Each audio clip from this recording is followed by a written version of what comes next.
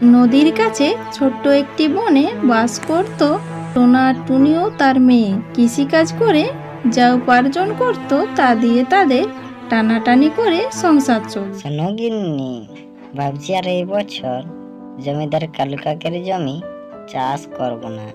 আমাদের এলাকা থেকে কালু কাকের এলাকায় গিয়ে চাষের কাজ দিনকে দিন অনেক কঠিন হয়ে যাচ্ছে। তাহলে কি করবে? চাষ না করলে আমরা খাবো কি?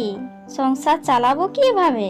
আমাদের যে দক্ষিণে জমিটা আছে সেটা পরিষ্কার করে চাষের কাজ শুরু করব। তা কথা মন্দ বলনি টোনা। পরের জমি চাষ করার থেকে নিজের জমি চাষ করা অনেক ভালো। দিন দিন আমার মেয়েটা বড় হচ্ছে, তার তো একটা ভবিষ্যৎ আছে। আমি কালকে গিয়ে কালু কাকের সঙ্গে এই বিষয় নিয়ে কথা বলবো।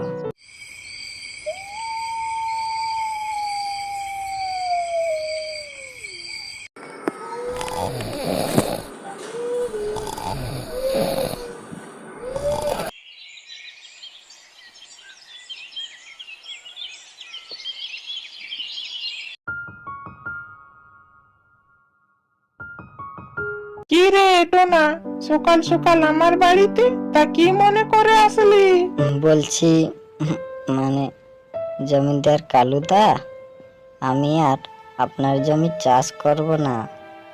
এত কষ্ট করে ফসল ফলিয়ে অর্ধেকের বেশি আপনাকেই দিয়ে যেতে হয়।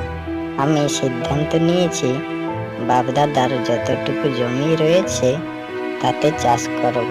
তোর এত বড় সাহস, তুই আমার মুখের উপর এত বড় কথা বললি? যা তুই যা, তোকে দেখে নিব, সময় হলে ঠিকই বুঝবি।